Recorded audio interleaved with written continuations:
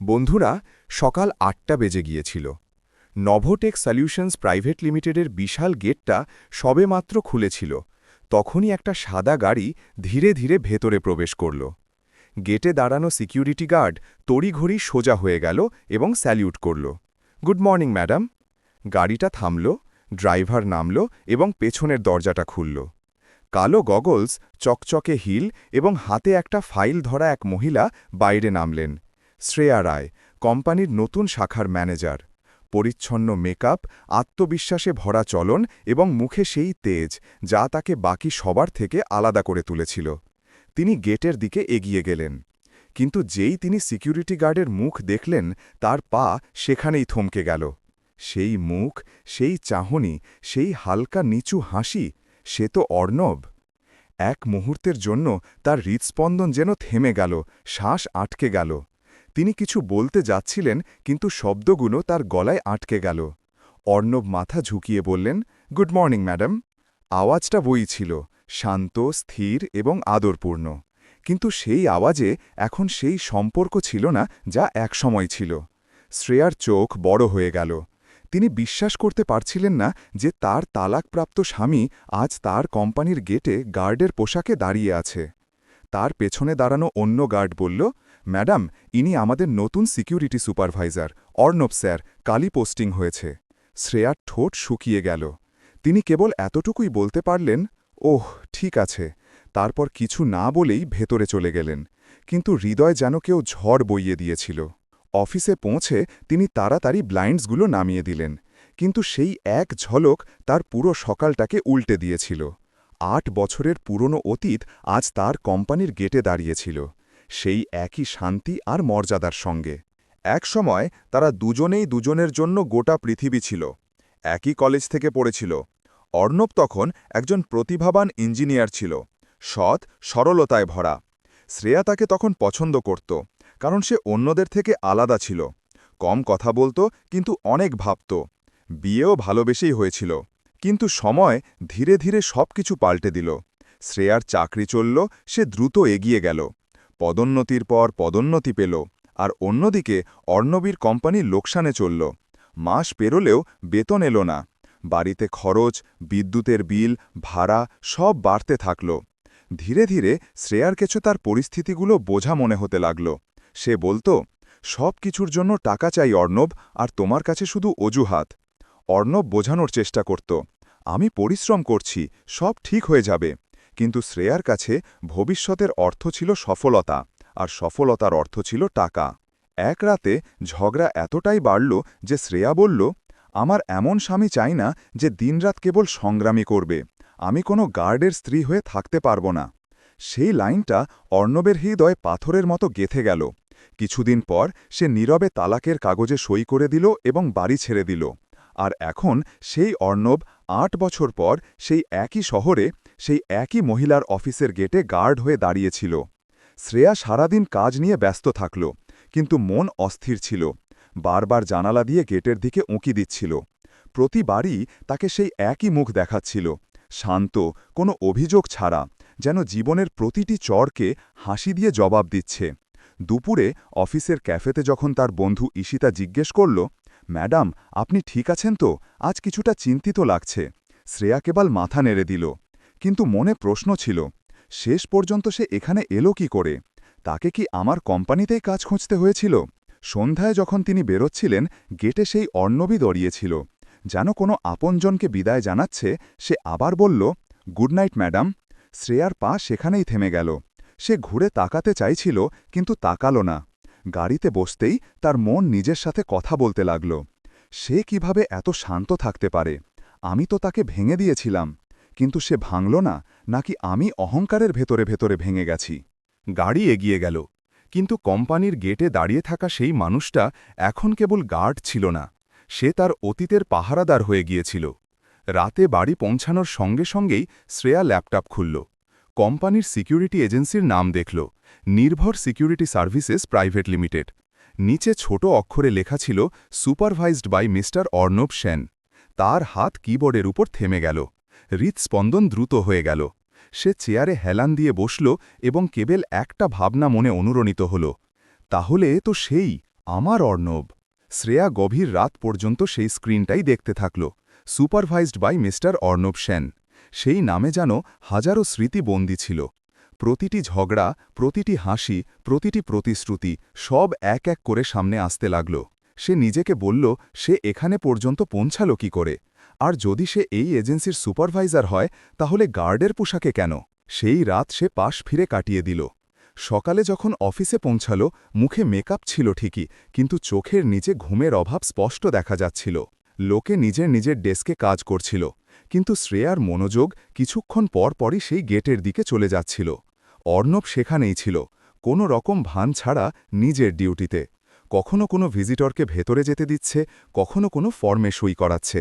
প্রতিটি আচরণে একটা অদ্ভুত সুরুচি ছিল, যেন সে শুধু চাকরি নয়, নিজের ইজ্জত বজায় রাখছে। দুপুরের দিকে মিস্টার চ্যাটার্জি, কোম্পানির ডিরেক্টর, শ্রেয়ার কেবিনে এলেন। শ্রেয়া, আমাদের আগামী মাসে সিকিউরিটি আপগ্রেড করাতে হবে, তিনি বললেন। নির্ভর সিকিউরিটি সার্ভিসেস এখন আমাদের পুরো গ্রুপের সিকিউরিটি সামলাবে। অর্ণব নিজে এই প্রজেক্টের নেতৃত্ব দেবে। শ্রেয়ার গলা থেকে আওয়াজ বেরোল না। সে কেবল মাথা নেড়ে বলল, ওকে স্যার। কিন্তু ভেতরে যেন সব কিছু নড়ে গিয়েছিল। সে ভাবতেই পারছিল না যে একসময় যে মানুষটাকে সে দুর্বল বলেছিল, সে এখন তার কোম্পানির কন্ট্রাক্টর হয়ে গেছে। সন্ধ্যায় যখন বাকি লোকেরা চলে গেল, শ্রেয়া তার কেবিন থেকে বাইরে উঁকি দিল।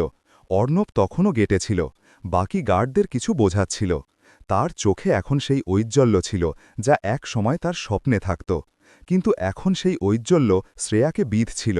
সে কিছুক্ষণ ধরে দেখতে থাকল, কিভাবে সে প্রতিটি গার্ডকে বিনয়ের সাথে বলছে। কারো ভুল হলে চিৎকার করছে না, কেবল শেখাচ্ছে, যেন সে বস নয়, নেতা। শ্রেয়ার মন মানল না, সে নিচে নামল।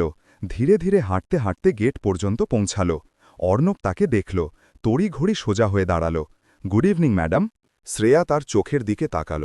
সেই একই চোখ, যা একসময় তার স্বপ্নের আয়না ছিল। অর্ণব, সে প্রথমবার নাম ধরে ডাকল। অর্ণব কিছুক্ষণ চুপ থাকল, তারপর বলল, জি ম্যাডাম। তার কণ্ঠে কোনো বিদ্রুপ ছিল না, কেবল একটা আনুষ্ঠানিকতা। তুমি এখানে, আমার মানে এই কোম্পানিতে? কাজের সূত্রে এসেছি ম্যাডাম, অর্ণব সহজভাবে বলল। নির্ভর সিকিউরিটি সার্ভিসেস আমাদের ক্লায়েন্টদের মধ্যে একজন। আমি এখানে কয়েক সপ্তাহ সুপারভাইজ করছি। তাহলে তুমি এই এজেন্সির মালিক? অর্ণব হাসল। মালিক তো ভগবান ম্যাডাম, আমি কেবল তার ভরসায় নিজের কাজ করি। শ্রেয়া কিছু বলতে চাইছিল, কিন্তু তার শব্দগুলো গলায় আটকে গেল। অর্ণব বিনয়ের সাথে বলল, ম্যাডাম, আপনি ভেতরে যান, সন্ধ্যা ঠান্ডা হচ্ছে। সে সেখানেই ঠায় দাঁড়িয়ে রইল। যে মানুষটাকে সে একসময়ে নিজের সবচেয়ে বড় ব্যর্থ সিদ্ধান্ত বলেছিল, আজ সেই তার সামনে সাফল্যের উদাহরণ হয়ে দাঁড়িয়েছিল। আর তবুও বিনয়ী, শান্ত, সুরুচি সম্পন্ন। সে রাতে শ্রেয়া বাড়ি ফিরল এবং আয়নায় নিজেকে দেখল। সে নিজেকে জিজ্ঞাসা করতে লাগল, ছোট কে ছিল, সে না আমি? সে যে হারের পরেও মাথা উঁচু করে দাঁড়িয়ে আছে, না আমি যে জিতেও ভেতর থেকে খালি? সে পুরনো অ্যালবাম খুলল, সেই ছবিগুলো যেখানে অর্ণব আর সে হাসছিল, সাধারণ পোশাকে, কিন্তু মুখে ছিল শান্তি। সেই সময়টা যখন তারা দুজনেই দুজনের স্বপ্নে বিশ্বাস করত। শ্রেয়ার চোখ থেকে জল গড়িয়ে পড়ল। যদি সেই সময় আমি তার হাত না ছাড়তাম, যদি আমি কেবল তার ব্যর্থতা না দেখে তার সংগ্রামটা দেখতাম। অন্যদিকে অর্ণব তার ছোট ঘরে বসেছিল। একটা পুরনো ডায়েরি খোলা ছিল, তাতে সেই বাক্যটাই লেখা ছিল, যা তার জীবনের মন্ত্র হয়ে গিয়েছিল। কখনো কারো খোটাকে তোমার সত্যের চেয়ে বড় হতে দিও না। তার মনে পড়ল সেই রাতটার কথা, যখন সে কোম্পানি হারিয়েছিল, বাড়ি ছেড়েছিল, আর শ্রেয়ার সেই শেষ লাইনটা, আমি কোনো গার্ডের স্ত্রী হয়ে থাকতে পারব না। সেই লাইনটা তার জন্য অপমান নয়, চ্যালেঞ্জ হয়ে গিয়েছিল। সে ভেবেছিল, যদি আমাকে গার্ড হতেই হয়, তবে আমি এমন গার্ড হব যে অন্যদের ইজ্জতের পাহারাদারি করবে এবং নিজের ইজ্জত কখনো হারাবে না। ধীরে ধীরে সে ছোট ছোট অফিসগুলোতে সিকিউরিটি সার্ভিস দেওয়া শুরু করল। দিনে কাজ, রাতে অ্যাকাউন্টস আর ট্রেনিংয়ের পড়াশোনা। বহুবার খাবারও খেল না, কিন্তু কারো কাছে হাত পাতল না। ৩ বছরে সে নির্ভর সিকিউরিটি সার্ভিসেস প্রাইভেট লিমিটেড প্রতিষ্ঠা করল। এখন শহরের অনেক নামী অফিস তারই এজেন্সির থেকে সিকিউরিটি নিত। কিন্তু আজ যখন সে শ্রেয়াকে দেখল, হৃদয়ে একটা পুরনো ব্যথা জেগে উঠল। সেই ব্যথা যা কখনো শব্দে প্রকাশ হয়নি, কেবল একটা হাসিতে লুকিয়ে রইল। পরের দিন কোম্পানিতে নতুন মিটিং ছিল। অর্ণব এবং তার টিম সিকিউরিটি আপগ্রেড নিয়ে প্রেজেন্টেশন দিতে আসার কথা ছিল। শ্রেয়া সারাদিন ভাবতে থাকল, আমি কি তার মুখোমুখি হতে পারব? সন্ধ্যায় যখন সে মিটিং হলে প্রবেশ করল, সে আগেই সেখান ছিল। এবার পোশাকে নয়, বরং কালো স্যুট আর সাদা শার্টে। মুখ আত্মবিশ্বাসে ভরা, চোখ শান্ত। পুরো হল দাঁড়িয়ে গেল যখন মিস্টার চ্যাটার্জি বললেন, আসুন, স্বাগত জানাই মিস্টার অর্ণব সেনকে, আমাদের নতুন সিকিউরিটি পার্টনার। শ্রেয়ার হাত থেকে ফাইলটা পড়ে গেল, নীরবতা নেমে এলো। অর্ণব মৃদু হাসির সাথে বলল, গুড ইভিনিং ম্যাডাম। এবং ঠিক সেই মুহূর্তে সময় সত্যিই পাল্টে গেল। শ্রেয়ার চোখ স্থির হয়ে গিয়েছিল। সে সেখানেই বসে রইল, যেন তার শ্বাসপ্রশ্বাস থেমে গিয়েছিল। সামনে দাঁড়িয়ে অর্ণব, সেই মানুষটা যাকে সে একসময় ব্যর্থ বলেছিল, এখন স্যুটে আত্মবিশ্বাসের সাথে প্রেজেন্টেশন দিচ্ছে। তার আওয়াজ পুরো হলে প্রতিধ্বনিত হচ্ছিল। আমাদের উদ্দেশ্য কেবল নিরাপত্তা দেওয়া নয়, বরং বিশ্বাস দেওয়া। প্রতিটি কোম্পানির সুরক্ষা তখনই মজবুত হয় যখন তার গেটে দাঁড়িয়ে থাকা প্রত্যেকটি মানুষ নিজের কাজ নিয়ে গর্ববোধ করে। শ্রেয়ার হৃদয়টা যেন কেউ চেপে ধরছিল। প্রতিটি লাইনে সে সেই পুরনো অর্ণবকে শুনতে পাচ্ছিল, যাকে সে কখনো বোঝেনি। লোকে হাততালি দিচ্ছিল, কিন্তু শ্রেয়ার মন কাঁদছিল। মিটিং শেষ হল, অর্ণব সবাইকে ধন্যবাদ জানালো এবং বাইরে চলে গেল। শ্রেয়া তার চেয়ারে যেন জমে গিয়েছিল। মিস্টার চ্যাটার্জি তার কাঁধে হাত রাখলেন। শ্রেয়া, তুমি ঠিক আছো তো? সে কেবল হেসে বলল, জি স্যার, আমি ঠিক আছি। কিন্তু সেই হাসির আড়ালে অনুশোচনার সাগর লুকিয়েছিল। সে মিটিং রুম থেকে বেরিয়ে সোজা গেটের দিকে গেল। অর্ণব বাইরে তার টিমের সাথে কিছু আলোচনা করছিল। শ্রেয়া ধীরে ধীরে কাছে পৌঁছাল। অর্ণব, সে ঘুরল, শান্ত মুখ, সেই একই সংযম। জি ম্যাডাম, একটু সময় হবে? নিশ্চয়ই, বলুন। দুজনেই ক্যাফেন এক কোণে বসল। প্রথমবারের মতো দুজনেই কোনো পদ, কোনো আনুষ্ঠানিকতা ছাড়াই মুখোমুখি। শ্রেয়া বলল, তুমি এই সব কি করে করলে অর্ণব? এত কষ্টের পরেও তুমি এভাবে দাঁড়িয়ে আছো, আমি তো ভেবেছিলাম তুমি ভেঙে যাবে। অর্ণব হাসল, তার চোখ দূর কোনো জানলার দিকে ছিল। ভেঙে গিয়েছিলাম শ্রেয়া, কিন্তু যখন কেউ পুরোপুরি ভেঙে যায়, তখন হয় সে শেষ হয়ে যায়, নয়তো নতুন করে তৈরি হয়। আমি দ্বিতীয় পথটা বেছে নিয়েছিলাম। শ্রেয়ার চোখ ছলছল করছিল। আর সেই সময়টা যখন আমি তোমাকে ছেড়ে দিয়েছিলাম। অর্ণব কথা শেষ করার আগেই থামিয়ে দিল। সেই সময়টা দরকার ছিল শ্রেয়া। যদি তুমি না ছাড়তে, তবে হয়তো আমি কখনো নিজেকে চিনতে পারতাম না। কিছুক্ষণ দুজনেই চুপচাপ বসে রইল। শ্রেয়া ধীরে ধীরে বলল, আমি তোমাকে অনেক ভুল কথা বলেছিলাম, তোমাকে ছোট মনে করেছিলাম, তোমার পরিশ্রম দেখিনি। আজ আমি বুঝতে পেরেছি, মানুষের আসল মূল্য তার পোশাক বা টাকা দিয়ে নয়, তার ধৈর্য আর সাহস দিয়ে হয়। অর্ণব কেবল বলল, আমরা সবাই ভুল করি, শুধু পার্থক্য এতটুকু যে কেউ ক্ষমা করে দেয় আর কেউ সেই ভুলগুলোকে নিজের শক্তি বানিয়ে নেয়। সে রাতে শ্রেয়া বাড়ি ফিরে প্রথমবার তার সব অ্যাওয়ার্ড, ট্রফি এবং সার্টিফিকেটগুলো একসাথে রাখল। সেগুলোর দিকে সে তাকিয়ে রইল, কিন্তু সেগুলোর মধ্যে কোথাও শান্তি খুঁজে পেল না। সে নিজেকে বলল, আমার কাছে সব আছে, কেবল সে নেই যে এক সময় আমার নিজের ছিল, অর্ণবের মতো সত্যিকারের মানুষ। সে ফোন তুলল, অর্ণবের নাম্বার খুঁজল। কিছুক্ষণ স্ক্রিনের ওপর আঙুল থেমে রইল। তারপর সে মেসেজ টাইপ করল, ধন্যবাদ অর্ণব, আজ আবার আমাকে মানবতা বোঝানোর জন্য। কিন্তু পাঠানোর আগেই সে থেমে গেল, কারণ তার মনে হল সে জবাব দিলেও কি বলবে। সে মেসেজটা ডিলিট করে দিল এবং ধীরে ধীরে চোখ বন্ধ করল। অন্যদিকে অর্ণব সেই রাতে তার কোম্পানির টিমের সাথে ডিনারে ছিল। সবাই তার চারপাশে ছিল, হাসছিল, আনন্দ করছিল, কিন্তু তার চোখ মাঝে মাঝে মোবাইল স্ক্রিনের ওপর স্থির হচ্ছিল। সেও সেই নামটা দেখল, শ্রেয়া রায়। টাইপিংয়ে কোনো মেসেজ এলো না। সে হালকা হাসল। রাঘব, তার পুরনো বন্ধু, বলল, কি ব্যাপার, হাসছিস কেন ইয়ার? অর্ণব বলল, এইটুকু বোঝো, কিছু সম্পর্ক সময় দিয়ে নয়, অনুভূতি দিয়ে পূর্ণ হয়। পরের দিন কোম্পানিতে নতুন সিকিউরিটি সিস্টেম লাগানোর কথা ছিল। শ্রেয়া তার ডেস্কে বসেছিল যখন একজন স্টাফ মেম্বার আতঙ্কিত হয়ে এলো। ম্যাডাম, একটা ইমার্জেন্সি, পার্কিংয়ে শর্ট সার্কিট থেকে ছোট একটা ব্লাস্ট হয়েছে, আগুন লেগেছে। শ্রেয়া কিছু না ভেবেই নিচে ছুটল। পার্কিং এলাকায় ধোঁয়ায় ছড়িয়ে পড়েছিল। কর্মচারীরা ঘাবড়ে বাইরে বেরোচ্ছিল। সে চিৎকার করল, সবাই বাইরে যান, তাড়াতাড়ি। কিন্তু তখনই কেউ চিৎকার করল, একজন ড্রাইভার ভেতরে আটকে আছে। শ্রেয়া কিছু বুঝে ওঠার আগেই সে দেখল অর্ণব বিনা কোনো দ্বিধায় ভেতরে ছুটে গেছে। ধোঁয়ার মধ্যে ঢুকে তার ছায়াটা অদৃশ্য হয়ে গেল। শ্রেয়া চিৎকার করল, অর্ণব, না! কিছুক্ষণের মধ্যেই দুজন আহত ড্রাইভারকে নিয়ে বাইরে এলো। পেছনে অর্ণবও কাশতে কাশতে বেরোল। তার মুখ ধোঁয়ায় কালো হয়ে গিয়েছিল, কিন্তু চোখ দুটো তখনও সেই শান্ত ছিল। শ্রেয়া তার দিকে ছুটে গেল। তুমি পাগল হয়ে গেছো নাকি? ভেতরে কেন গিয়েছিলে? অর্ণব হেসে বলল, ডিউটি ছিল ম্যাডাম। গার্ড কেবল দরজা নয়, মানুষের জীবনও সামলায়। শ্রেয়ার গালে অশ্রু গড়িয়ে পড়ল। সে প্রথমবারের মতো তাকে ম্যাডাম নয়, অর্ণব বলে ডাকতে চাইছিল, কিন্তু শব্দগুলো আবার গলায় আটকে গেল। মিস্টার চ্যাটার্জিও সেখানে পৌঁছে গিয়েছিলেন। তিনি সবার সামনে বললেন, অর্ণব, তুমি আজ প্রমাণ করে দিলে যে সিকিউরিটি ইউনিফর্ম কেবল কাজ নয়, দায়িত্বের প্রতীক। তোমার মতো লোকেরাই মানবতার আসল চেহারা। ভিড় হাততালি দিল। শ্রেয়ার চোখ থেকে এবার প্রকাশ্যে জল গড়িয়ে পড়তে লাগল। সে মাথা নিচু করে কেঁদে ফেলল। অর্ণব কেবল হাত জোর করে বলল, আমি সেটাই করেছি যা সঠিক ছিল স্যার। কিন্তু সেই মুহূর্তে মানবতা সত্যিই কেঁদে উঠেছিল। পুরো স্টাফ অর্ণবের চারপাশে দাঁড়িয়েছিল। কেউ জল দিল, কেউ তোয়ালে এগিয়ে দিল। ধোয়ায় মাখা মুখ, কপালে হালকা আঘাত, কিন্তু তার ঠোঁটে সেই শান্ত হাসি ছিল, যেন সে কোনো পুরস্কার জেতেনি, কেবল নিজের কর্তব্য পালন করেছে। শ্রেয়া কয়েক কদম দূরে দাঁড়িয়েছিল। হৃদয়ে দ্রুত ধরফর করছিল, চোখ জলে ভরা ছিল। সে কিছু বলতে চাইছিল, কিন্তু শব্দগুলো কোথাও হারিয়ে গিয়েছিল। অর্ণব কেবল বলল, সবাই নিরাপদ আছে, কেবল এটাই গুরুত্বপূর্ণ। এইটুকু বলে সে চলে গেল, পেছনে কেবল নীরবতা রেখে গেল। সেই রাতে শ্রেয়া গভীর রাত পর্যন্ত ছাদের দিকে তাকিয়ে রইল। প্রতিবার যখন চোখ বন্ধ করত, ধোঁয়ায় মোড়া অর্ণব তার সামনে এসে দাঁড়াত। সে ভাবছিল, যে মানুষটাকে আমি ব্যর্থ ভেবে ছেড়েছিলাম, সে আজ নিজের জীবন বিপন্ন করে অন্যের জীবন বাঁচানো মানুষে পরিণত হল। হৃদয়ের ভেতরে কোনো গিঁঠ ধীরে ধীরে খুলছিল, আর তার সাথে অনুশোচনার ব্যথা আরও গভীর হচ্ছিল।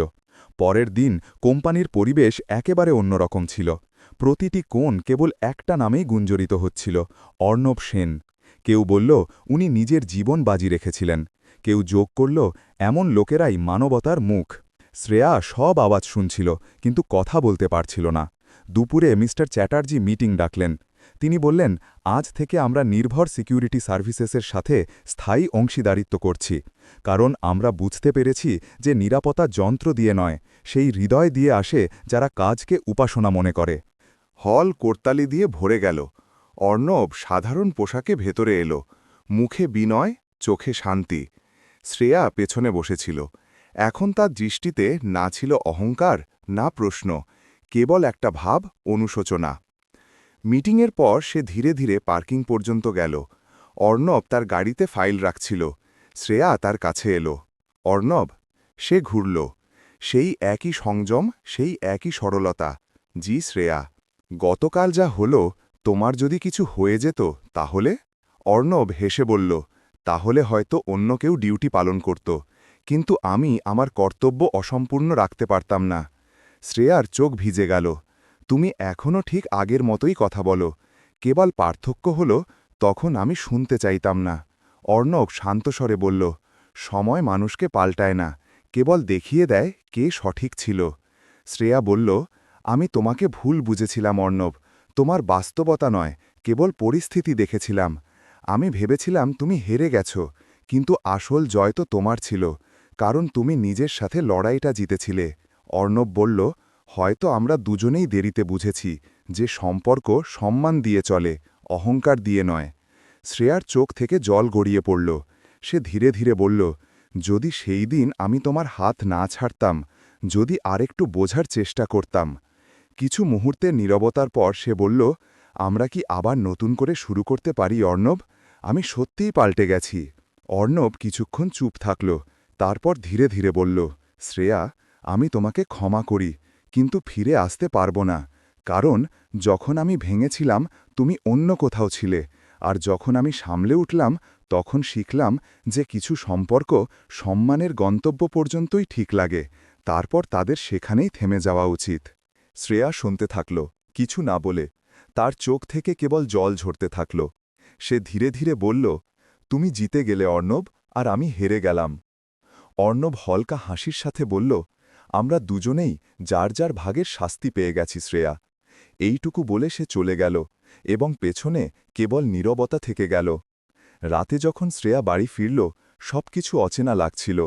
দেয়ালে ঝুলানো অ্যাওয়ার্ডস, শেলফের ওপর ট্রফিগুলো, টেবিলে সার্টিফিকেটস, সব একই, কিন্তু এখন সেগুলোর মধ্যে কোনো গৌরব ছিল না, কেবল শূন্যতা ছিল। সে আয়নার সামনে এসে দাঁড়াল। সামনে সেই একই মুখ, সফল কিন্তু ভেতর থেকে খালি।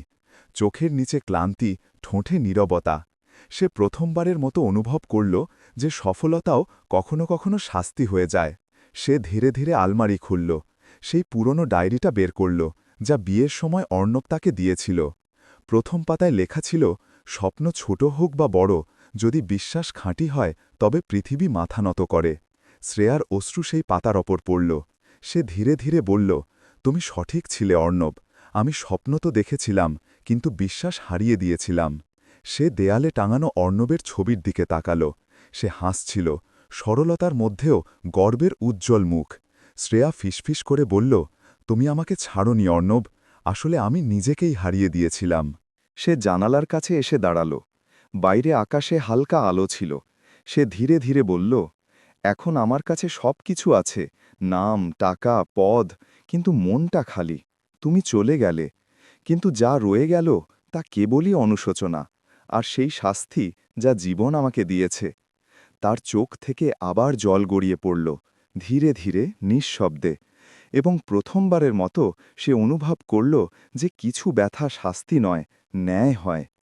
যেদিন সে অর্ণবের হৃদয় ভেঙেছিল, সেদিনই ভাগ্য তার সিদ্ধান্ত লিখে দিয়েছিল, একদিন তুই সব পাবি, কিন্তু শান্তি পাবি না। এখন প্রতিটি সকাল তার জন্য একটা প্রশ্ন হয়ে উঠেছিল, সত্যিই কি জীবন ধন সম্পদ দিয়ে চলে, নাকি সেই সম্পর্কগুলো দিয়ে যা আমরা সময়ের ধুলোয় হারিয়ে ফেলি? অর্ণব তো এখন এগিয়ে গিয়েছিল, নিজের পরিশ্রম, নিজের সম্মান এবং নিজের শান্তির সাথে। আর শ্রেয়া, সে সেখানেই রয়ে গেল, চার দেওয়ালের মধ্যে, রাশিকৃত পুরস্কারের মাঝে, কিন্তু নিজের ভেতরে পরাজিত নারী হয়ে। কখনো কখনো জীবন সবচেয়ে বড় শাস্তি এটাই দেয়, ক্ষমা মেলে, কিন্তু দ্বিতীয় সুযোগ কখনো মেলে না। বন্ধুরা, জীবনে পদ, টাকা আর খ্যাতি সব মিলতে পারে, কিন্তু একবার হারিয়ে যাওয়া বিশ্বাস এবং সম্পর্কের উষ্ণতা কখনো ফিরে আসে না। অহংকার যখন সম্পর্কের ওপর ভারী হয়ে যায়, তখন মানুষ সব পেয়েও খালি থেকে যায়। অর্ণবের তার পথ আলাদা বেছে নেওয়াটা কি আপনার কাছে সঠিক লাগলো নাকি ভুল? যদি আপনি তার জায়গায় থাকতেন তাহলে কি করতেন? কমেন্টে অবশ্যই জানাবেন। আর যদি এই গল্পটা আপনার হৃদয়ে দাগ কেটে থাকে, তবে ভিডিওটি লাইক করুন, শেয়ার করুন এবং চ্যানেল কালাম ভয়েসকে সাবস্ক্রাইব অবশ্যই করুন। দেখা হবে পরের ভিডিওতে। ততক্ষণে খুশি থাকুন, সম্পর্কের মূল্য বুঝুন এবং আপনজনের সাথে সর্বদা থাকুন।